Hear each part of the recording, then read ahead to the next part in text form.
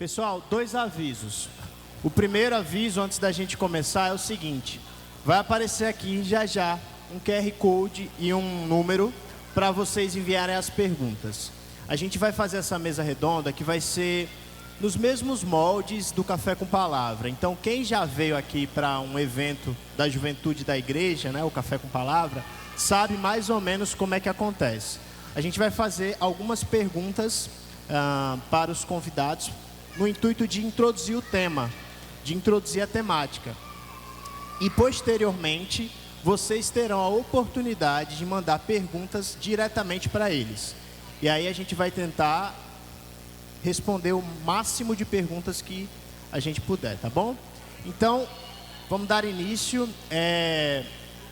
Eu gostaria de pedir para que o presbítero Diogo começasse com uma oração, para a gente poder iniciar a mesa redonda e em seguida a gente faz um momento de apresentação dos convidados. Oremos.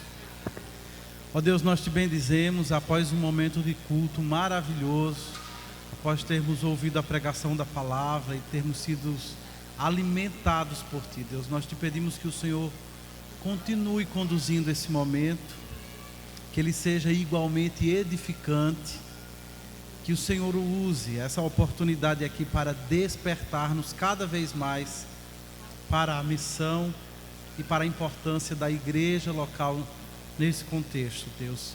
Usa as nossas vidas e direciona-nos, é o que nós te pedimos em nome de Jesus. Amém. Amém.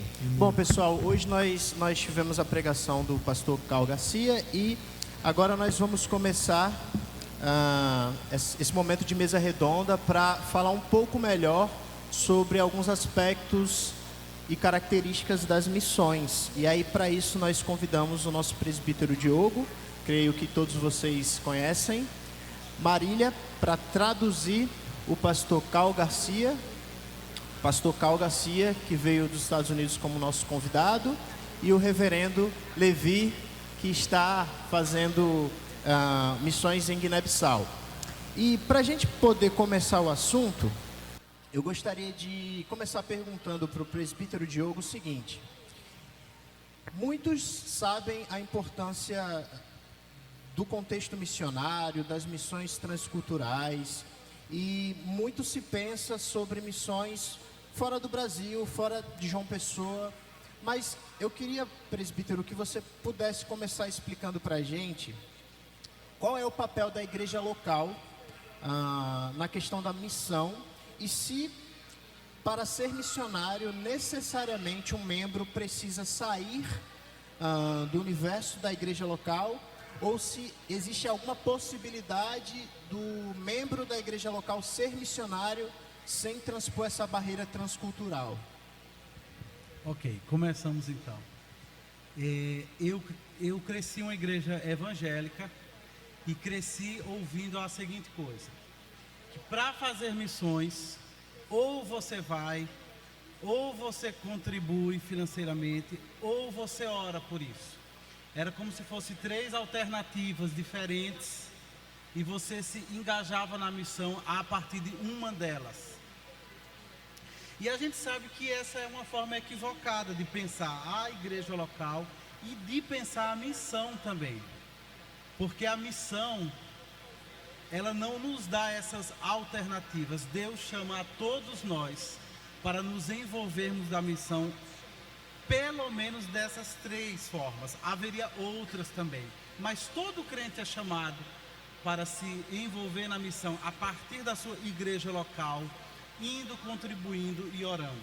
Você não opta por uma ou outra, mas você cresce em todas essas estratégias e em outras estratégias também. Então, dito isso, eu acho que o que a gente precisava entender é algo que foi dito pelo pastor nessa manhã na pregação, e eu acho que é o fundamento mais importante para a gente entender essa discussão. É que a igreja local,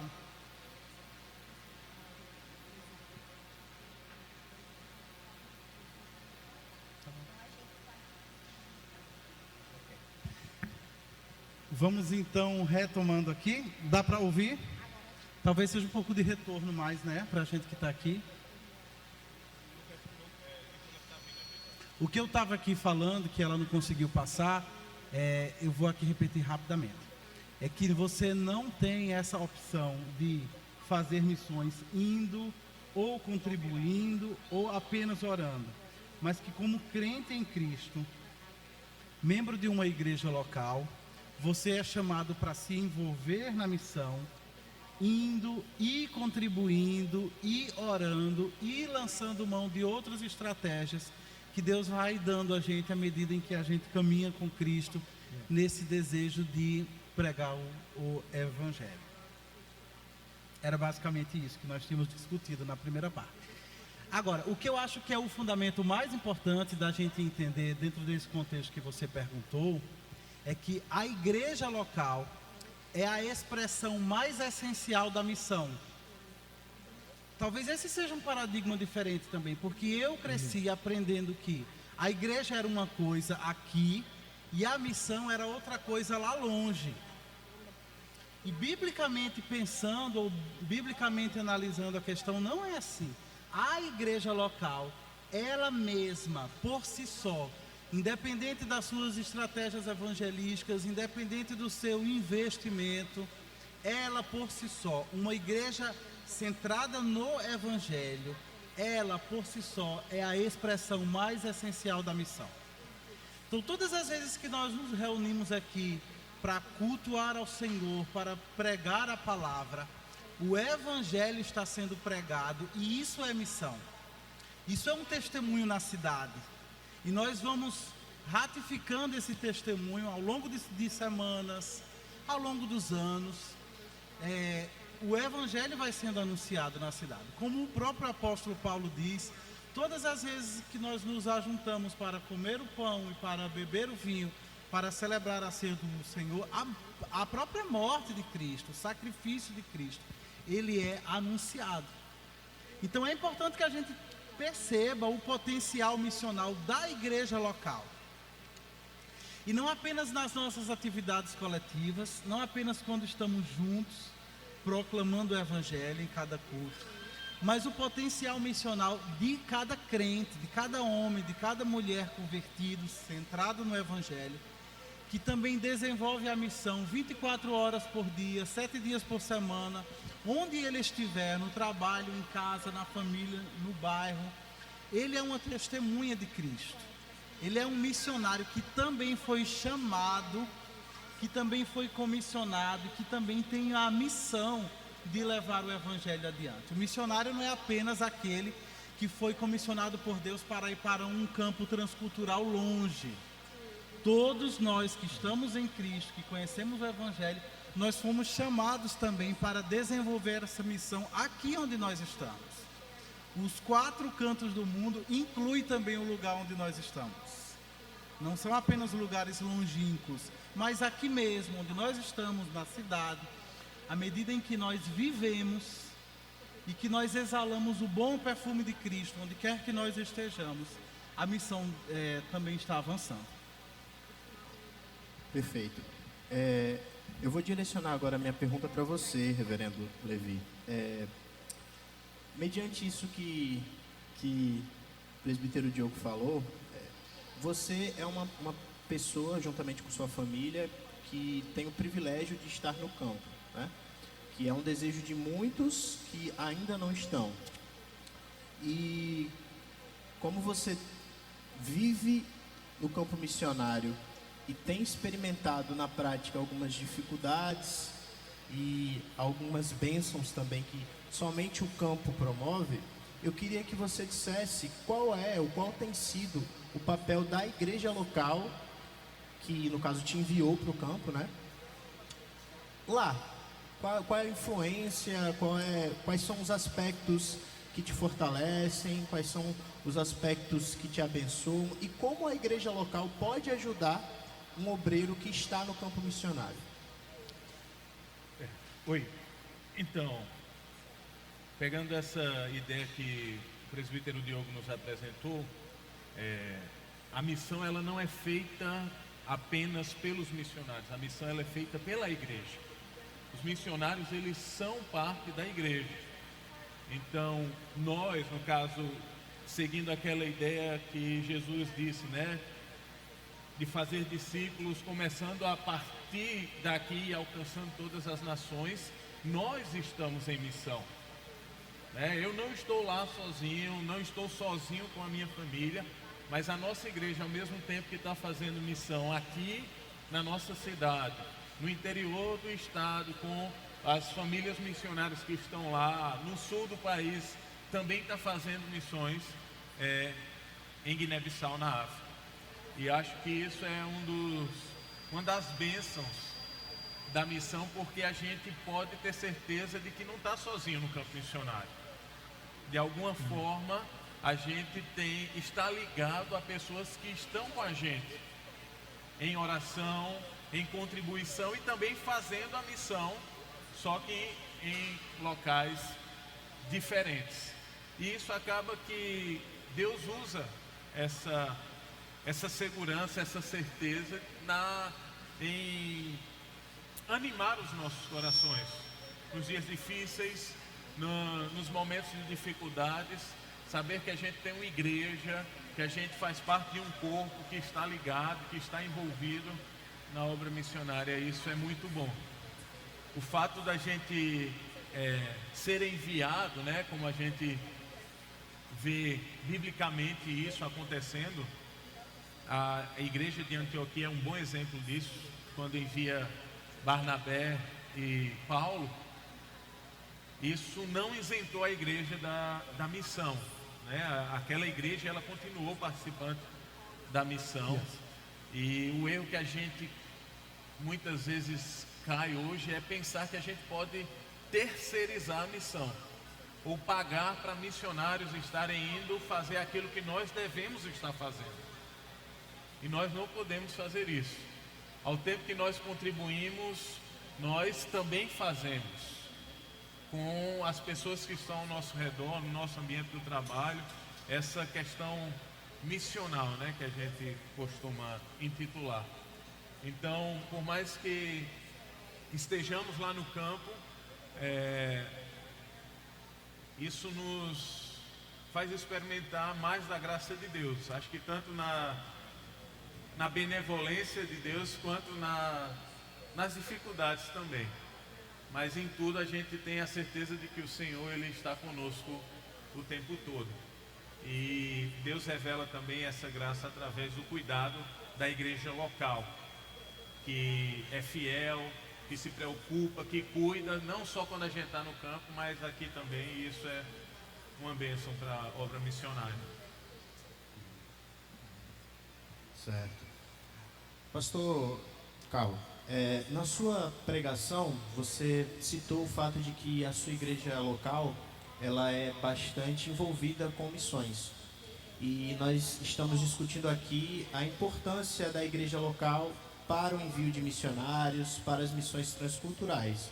Mas a minha pergunta para você é mais no sentido de qual a importância da parceria entre diferentes igrejas no envio e no avanço do reino de Deus para o campo missionário, para as missões transculturais.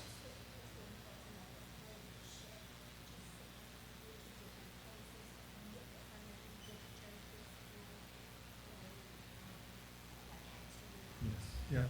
So Acts 29 has been a catalytic organization for us to be a part of. Então, a Atos 29 tem sido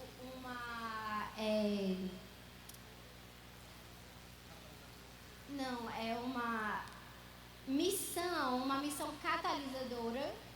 We found that we can go further, faster when we have partners we're Nós aligned with. sabemos que nós podemos ir mais rápido e mais longe através de missões como Atos 29. When we have theological alignment, Quando nós temos linhas teológicas iguais ou parecidas, missiological alignment, ou a linha missional parecida, it is quicker for us to do things for the glory of é God. mais rápido para nós fazermos coisas para o reino de Deus. I'll give you an example. Vou lhe dar um exemplo. We have a partnership in Cuba. Nós temos uma parceria em Cuba. It took us many years to get it off of the ground and going. Demorou muito tempo para que a gente conseguir fazer com que aquele trabalho tivesse vida e estivesse andando. We had to work through the differences that we had. Nós tivemos que trabalhar entre as diferenças e dificuldades que nós tivemos, and most importantly, see where we had alignment. mas principalmente nós precisamos ver o que nós tínhamos em comum. Now, as I've said, it was slow starting, Então, como eu disse, foi muito mais devagar para começar, but it's been a partnership we've enjoyed now for 16 years. mas tem sido uma parceria que nós estamos tendo por 16 anos. When I think about our partnership here in Brazil, Quando eu penso na nossa parceria aqui no Brasil, 6 years ago when we came here, 6 anos atrás, quando nós chegamos aqui pela primeira vez, God showed me and opened my eyes Deus me mostrou e abriu os meus olhos.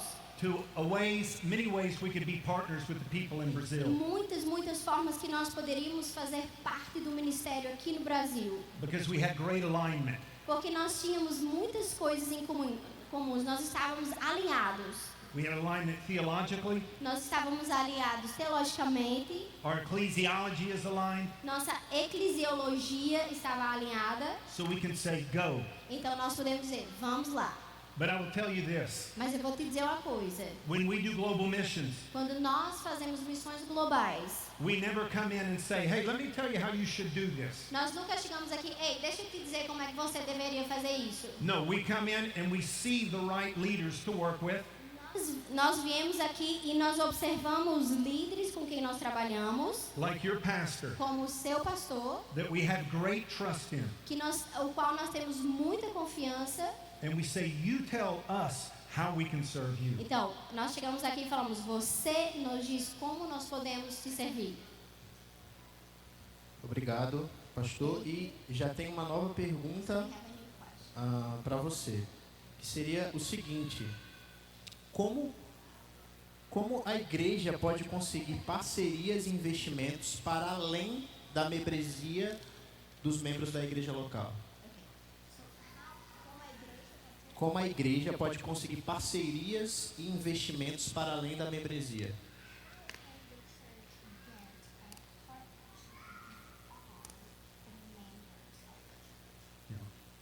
The thing that has been most helpful for us O que tem sido mais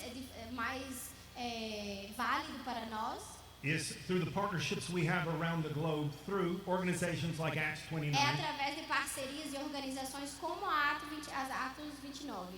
But it's one thing to have partnerships, Mas uma coisa é ter parceria. and it's another thing to hear the voice of God speaking to you on where you should go. E outra coisa é você ouvir a voz de Deus e saber aonde Deus está te chamando. So it's always a matter of prayer for us first, Então, para nós, sempre a oração vem primeiro. and networking through partners we have around the globe. E aí trabalhar com o que nós já temos de parcerias pelo mundo. Just to see where we have that alignment and can get started. E aí ver se a gente tem esse alinhamento e aí podemos começar. Perfeito. Reverendo Levi, relate, por favor, uma dificuldade específica existente no campo missionário e como a igreja tem te ajudado ou poderia ajudar. Em caso de bênção divina nesse tempo, e um caso de bênção divina nesse tempo em Guiné-Bissau, ou seja, uma dificuldade e uma bênção. Eu acho que desde o começo, desde quando nós fomos enviados para lá, a nossa maior dificuldade tem sido em relação à língua, né? A aquisição da língua Fula, que é a língua mãe da nossa etnia. Pensando no nosso contexto, nós temos um privilégio muito grande de poder comunicar aqui na nossa cidade com qualquer pessoa e elas entenderem o que a gente está falando. E no primeiro ano que eu estive lá, eu me senti frustrado, porque você ser enviado para um local para fazer algo e não fazer isso, é como se você estivesse roubando as pessoas que lhe enviaram. E eu não conseguia falar de Jesus porque eu não tinha a língua. Eu não conhecia bem as questões culturais. E em determinada situação eu tive a oportunidade de adquirir alguns novos testamentos na língua Fula. Não era a língua Fula de Guiné-Bissau, mas era do país vizinho, com algumas poucas diferenças. E numa aula de Fula eu entreguei aquele Novo Testamento para o meu professor e pedi para ele ler João 3,16. E ele leu com uma certa dificuldade. e me explicou o que estava ali. E naquela hora Deus me alcançou com um refrigério, com uma graça tão grande. Não por eu ter pregado o evangelho para ele, mas por eu ter entregue a palavra de Deus e ele ter entendido, ouvido no seu coração, na sua própria língua. Então acho que a nossa maior dificuldade nesses 5 anos e o que acabou levando a gente a aumentar o tempo, né, ou perder aquela perspectiva de 10 ou 12 anos, são as questões linguísticas. E a segunda pergunta foi um ponto positivo. É uma bênção, né, que você experimentou. Uma bênção é que, mesmo com essas dificuldades, Deus ele está agindo. Às vezes a gente sai para a obra, isso é muito importante, as ferramentas e tudo que a gente aprende, né, no seminário, nos cursos de missiologia, mas a gente não pode deixar para trás quem é que faz a obra, é Deus. Né? Se a gente for pensar nas barreiras, nas dificuldades religiosas, culturais, econômicas, sociais, a gente vai perceber que as nossas ferramentas podem até causar alguma coisa, mas é Deus quem opera o milagre. E um dia antes, eu já contei isso aqui para os irmãos, um dia antes da gente sair da aldeia, um jovem me procurou e disse: Levi, pastor, um me se converte. E já era de noite, eu estava cansado, eu pensei, vamos conversar? E ele disse: não, pastor, um me se converte. Eu disse: está certo, vamos conversar, converse. E quando ele disse na terceira vez que eu entendi que ele estava dizendo: eu quero me converter. E ele é o primeiro fruto de 5 anos de trabalho, de evangelismo, de convivência. Então, aquilo também foi uma injeção de ânimo na minha vida. Você presta a sair da tabanca, da aldeia, né? Tabanca é como a gente fala em crioulo. Presta a sair da aldeia, olha para trás, 5 anos, o que é que eu vou falar lá na igreja? O pessoal vai perguntar: e aí, como é que está? Quantas pessoas? E para a glória de Deus, uma pessoa se rendeu ao evangelho. E isso é muito animador, porque Deus ele está agindo. Mesmo com as dificuldades da língua, né? Mesmo com a nossa limitação, Deus ele continua agindo no meio dos povos. Amém. Para Diogo agora. Diogo, a gente sabe que a missão ela começa com o processo de evangelismo, né? Com o processo de evangelização das pessoas que ainda não foram alcançadas ou que já foram alcançadas, mas não se abriram ainda para o evangelho. E esse processo ele dá prosseguimento com a questão do discipulado, né? E aí a gente vai fazer um projeto agora daqui a alguns dias para a cidade de Mamanguape. E a pergunta gira em torno desse sentido, né? O que você sugere para realizar o processo de discipulado iniciado num projeto missionário com potenciais pessoas que sejam abertas ao evangelho? Ótimo. A gente sabe que é um desafio muito grande a tarefa do discipulado pessoal, não apenas em Mamanguape, que está em seus primeiros anos, mas mesmo numa igreja antiga, 50 anos, 100 anos, o discipulado pessoal ainda é um desafio grande. E o que precisa ser feito, tanto numa igreja nova, uma igreja jovem, quanto numa igreja mais antiga, se ela quer mesmo investir na prática do discipulado pessoal, é treinar os seus membros para que eles sejam aptos a isso. Quando eu falo de treinamento, eu não estou apenas falando de um treinamento tipo assim, oficina de discipulado pessoal. Um culto bíblico com uma pregação bíblica centrada no evangelho, a cada domingo que isso acontece aqui, os nossos membros estão sendo automaticamente treinados para discipular outros, porque discipular não é outra coisa senão repartir o evangelho com uma pessoa que está também crescendo como um discípulo de Cristo, né? Então você tem um culto bíblico, você tem a realidade do pequeno grupo, ou você tem treinamentos específicos com data de começar e data de terminar, onde você pode oferecer ferramentas, onde você pode mostrar metodologias de como essas parcerias de discipulado pessoal podem se desenvolver. Então, veja bem, o projeto missionário de Antioquia é uma missão de curto prazo. A igreja de João Pessoa vai lá servi-los durante uma semana. Mas depois me parece que são os membros da igreja de Mamanguape que poderão levar adiante a tarefa do discipulado pessoal. E para que isso aconteça, penso eu que eles devem ser minimamente treinados, para além desse treinamento que eles já recebem continuamente a cada culto, a cada reunião do pequeno grupo, a cada atividade regular que eles têm lá. Ok. Pastor Carl, você acha que a obra missionária nos Estados Unidos ela precisa ser mais fortalecida? Como a igreja brasileira poderia ajudar os irmãos americanos?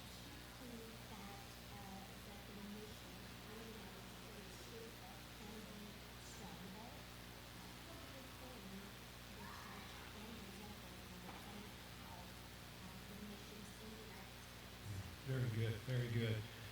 Yes, I think there's two sides to that. Eu acho que há dois lados disso. I think the first one is being faithful where you are. Eu acho que o primeiro deles é você ser fiel onde você está. As I said earlier, the next Christendom will come from the south. Como eu disse, o próximo, what's the word? Cristandade. A próxima cristandade vai vir do sul. So I say be faithful with what God's given you because it will impact us. Então, o que eu diria para você é seja fiel, porque o que você fizer vai nos impactar. And I would say the other side of that is we have partners in Spain. E o outro lado diz que eu lhe diria que nós temos parceiros na Espanha. That are sending missionaries to the United States to work with us. Eles estão enviando missionários para os Estados Unidos para trabalhar conosco. Where it is a relationship that is symbiotic, it's both sides working together. E é um relacionamento que vai ambos os lados. And so I think when we have an open mind that it's not just about America, Então vamos ter uma mente aberta, não é só sobre América, Estados Unidos. but it's about Brazil thinking how you can come to the North America and to Europe. Então não é, por exemplo, só eles vindo para cá, mas é como nós podemos ir para lá ou até para outros lugares, para a Europa, por exemplo. And I'm so encouraged when I was recently in Africa and met Brazilian missionaries in Mozambique. Então eu fiquei tão encorajado porque eu estava recentemente na África e eu encontrei com um missionário em Moçambique.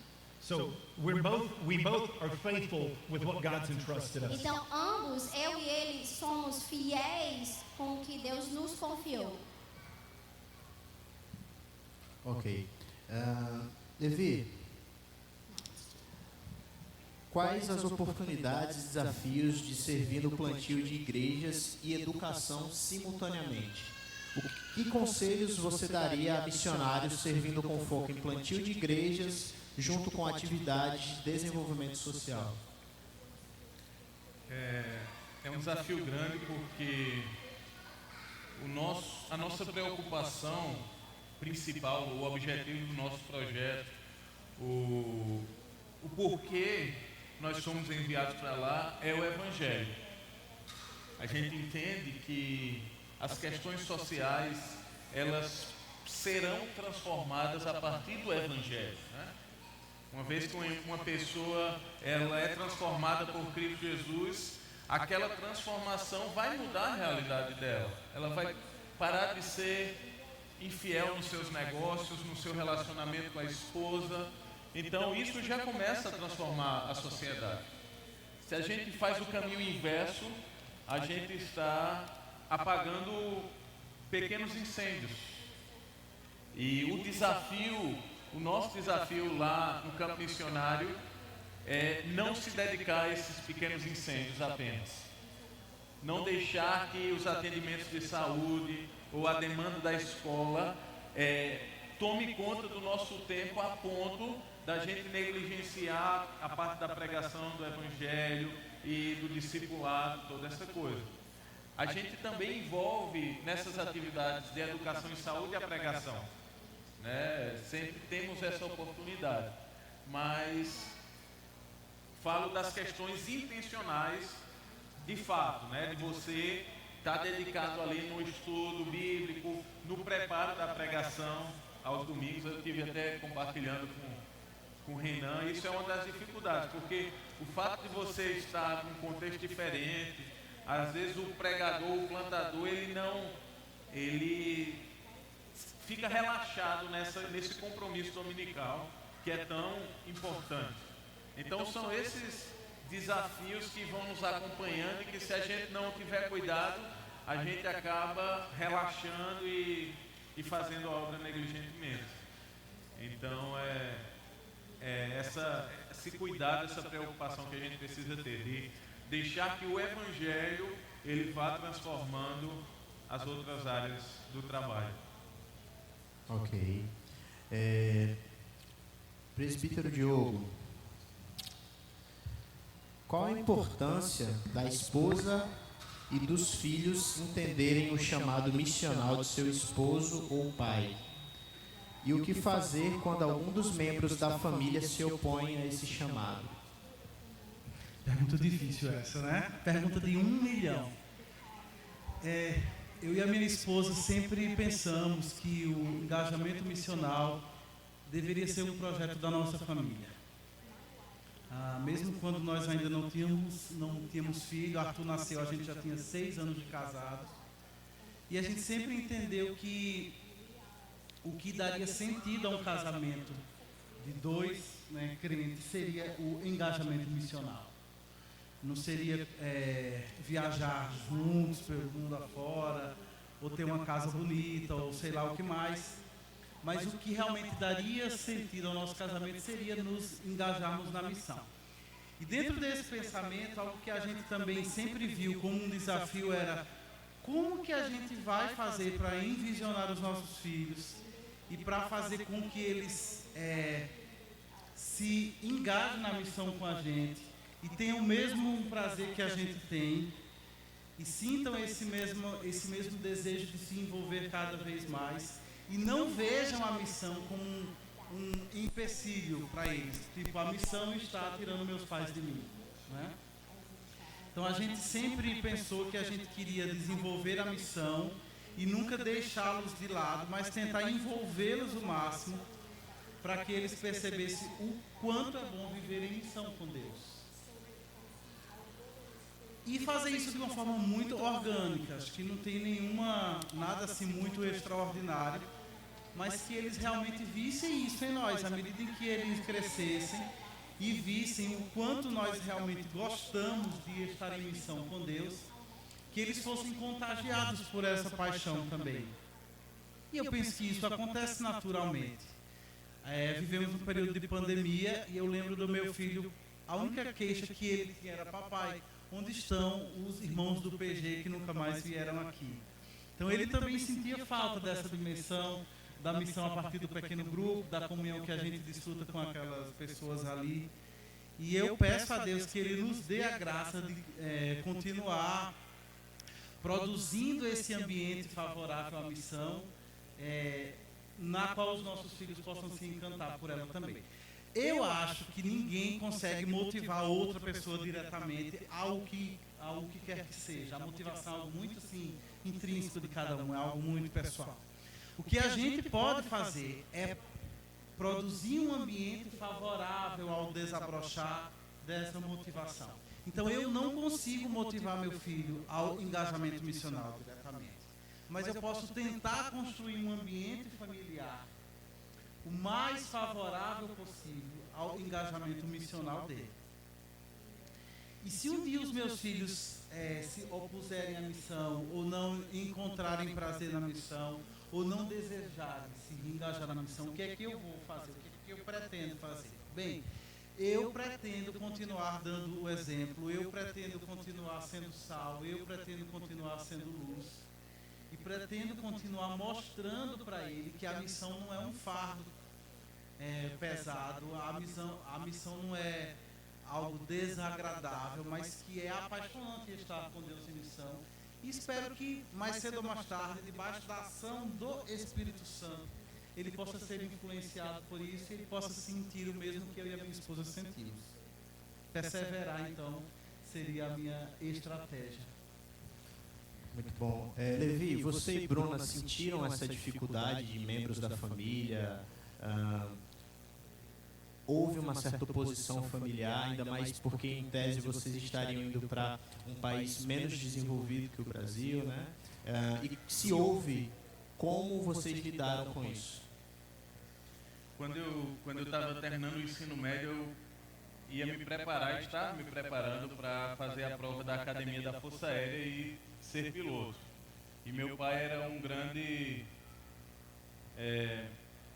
promotor dessa ideia, né? Só que aí Deus muda os planos e me manda para o seminário. E um belo dia meu pai resolve perguntar pela prova, como é que estavam os preparos dos estudos, e foi um dia de UFC, literalmente assim, porque eu me vi ali diante, talvez, de um grande inimigo. E quando ele perguntou, eu disse: pai, eu não vou fazer mais a prova. E meu pai, cristão, minha mãe também, tive esse privilégio de servir num lar cristão. E meu pai disse: como é a história? Você não vai fazer mais a prova, você vai fazer o que da vida? Disse: pai, eu estou indo para o seminário. E ele pegou e disse: mas você acredita mesmo que a vida de pastor vai lhe sustentar? Eu disse: quem vai me sustentar é Deus. E depois daquela conversa, nunca mais houve outra conversa. E no lado de Bruna não foi muito diferente. Os pais, ela também cresceu numa família cristã, presbiterianos há muito tempo. E quando ela decidiu vir estudar no seminário da Juvep aqui em João Pessoa, o pai dela também foi um grande opositor. Mas ele, deu aquela liberação: vá que vou ficar esperando aqui na porta a hora que você vai voltar. E ela veio para aqui, daqui eu levei ela para a África, né? Deus nos levou para a África. Eu não vou dizer que ele está esperando até hoje, porque quando ele entendeu o plano de Deus na nossa família, ele se tornou um grande promotor, um investidor, né, da nossa família no campo missionário. Então eu acredito que o próprio Deus, ele nos dá sabedoria para lidar com essas situações, que por mais que a gente que esteja lá cristão e os pais tenham contato com o evangelho, eles ainda têm aquele cuidado: ah, meu filho, mas por que você, em vez de ir para a África, não vai para a Disney, né, fazer missões lá, coisas desse tipo. E nós precisamos ter discernimento para não desrespeitarmos a autoridade dele, mas também não desobedecer a Deus.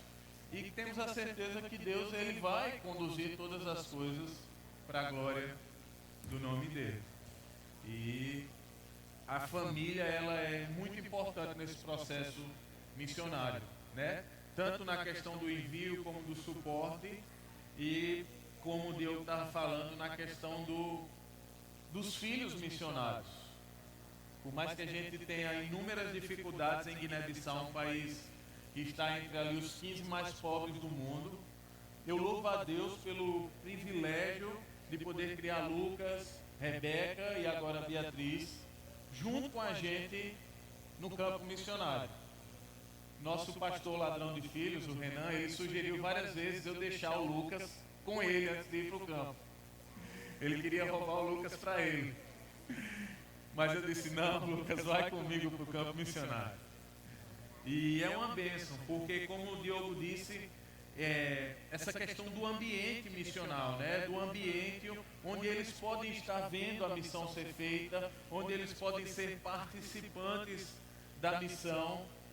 E meu desejo é que Deus chame eles também, para que talvez, se eu não vejo igreja surgindo naquela aldeia, Lucas possa, quem sabe, um dia ver esses frutos.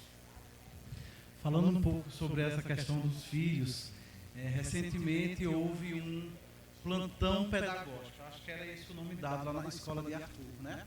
Os pais são chamados a conversar individualmente com a equipe pedagógica, coordenadores, professores e tal. E aí lá vou eu.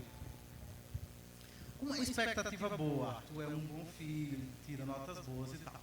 Mas algo que me surpreendeu foi o seguinte, a professora perguntou, vocês são evangélicos, né? Aí eu falei, sim, nós somos.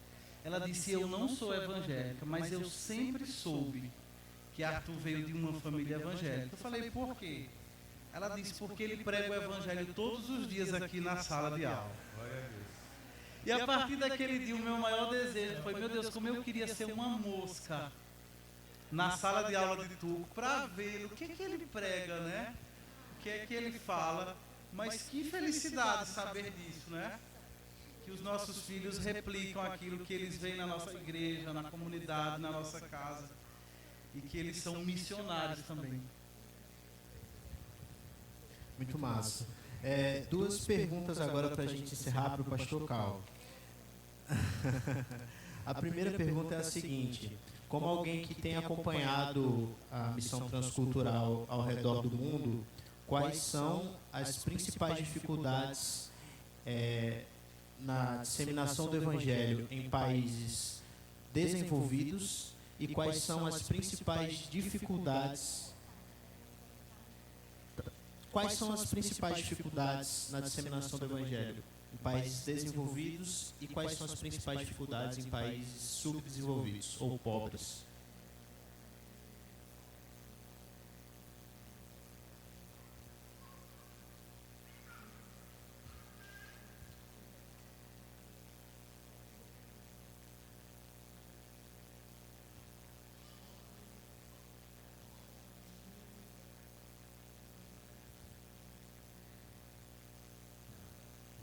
I'll start with the difficulties in the more developed and countries that are more prosperous financially.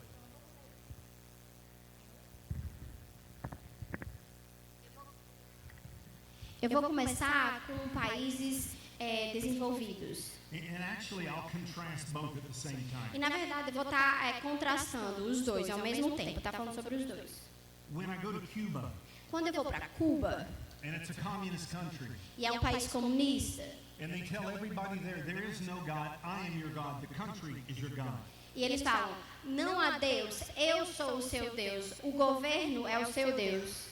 And so there are only underground churches. Então só tem as igrejas subterrâneas. So there's a present darkness where you see the need for the gospel. Então tem uma escuridão presente que você vê a necessidade do evangelho. Very impoverished as well. It's a very poor country as well. E é um país muito, muito pobre. And I contrast that with Spain. E eu vou fazer o contraste com a Espanha. You can get off of the plane in Spain, in Seville, Você coloca os pés lá na Espanha. and you say, wow, look at the history. Uau, olha a história. Look at the beautiful places. Olha que lugares bonitos. And everybody seems to have everything they need. E todo mundo parece que tem tudo o que eles precisam. But there's 1% evangelical presence. in Mas the há somente 1% de evangélicos naquele país. There's darkness in almost every single house. Há escuridão em quase todas as casas. So the need for the gospel in Spain Então, há necessidade do evangelho na Espanha and the need for the gospel in Cuba e a necessidade do evangelho em Cuba is because of a darkness é por causa de uma escuridão that only the light of Jesus can bring que to it. somente a luz de Jesus pode apagar. Ok, e a segunda pergunta é: quais são os benefícios, tanto para a igreja local quanto para a missão global, quando eles estão interligados? Quais são os benefícios, tanto para a igreja local quanto para a missão global, quando eles estão interligados? What are the benefits to the local church and to the organizations, like globally, like external, when they are connected? What are the benefits to these? Well, to answer that question, I think of a passage of Scripture. Para responder essa pergunta, eu vou falar sobre uma passagem da Bíblia. And in the book of Acts, in chapter 1, verse 8, No livro de Atos, chapter 1, verse 8, versículo 1:8, Jesus says Jesus diz to believers, Para os crentes, you will receive power when the Holy Spirit has come upon you. você irá receber poder quando o Espírito Santo vier. And he doesn't say you might receive power. Ele não fala assim, aí você talvez vai receber poder. Doesn't say I hope you receive power. Ele não fala assim, eu espero que você receba poder. He says you will receive power. when the Ele Holy diz, Spirit comes upon vocês you. irão receber poder quando o Espírito Santo vier sobre vocês. And then he says, and you will be my witnesses. E vocês serão minhas testemunhas, ele diz. And he paints a picture of a geography. E aí ele faz uma figura geográfica, ele pinta uma figura geográfica. He says Jerusalem, Ele fala assim, Jerusalém, Judea, Samaria, Judéia e Samaria and to the ends of the earth. e por todo o mundo, para os confins da terra. And so all of those geographies work together for us. Então toda essa geografia, tudo isso contribui e trabalha para nós. We have our local geography Nós temos a nossa geografia local, sending to the ends of the earth. nós temos aqui a nossa geografia local nos enviando para os confins da terra. And all of the people on the ends of the earth, E todas as pessoas nos confins da terra, like my brother here, como meu irmão aqui, it stirs in the hearts of those that are local. e isso coloca uma chama no coração daqueles que estão na igreja local. And as God works in the hearts of people locally, E à medida que Deus trabalha no coração das pessoas que estão na igreja local, through Jerusalem, Judea, Samaria, to the ends of the earth, através de Jerusalém, Judéia, Samaria e aos confins da terra, there's places for people to be called back and forth. então tem lugares para pessoas irem e virem. Ok. Gente, a gente vai precisar encerrar agora pelo horário, mas os três estarão ao final da igreja e se você ainda tiver alguma pergunta que você gostaria de fazer direcionada a cada um deles, vocês podem estar procurando por eles agora. E eu gostaria de pedir para o reverendo Renan vir orar para encerrar esse momento. Amém?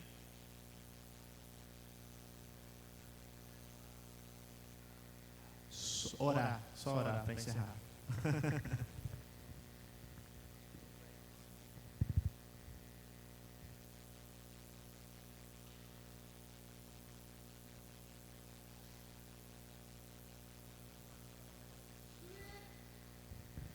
Pessoal, pergunta mais não. Deixa a gente almoçar, tá todo mundo morrendo de fome. Vocês também.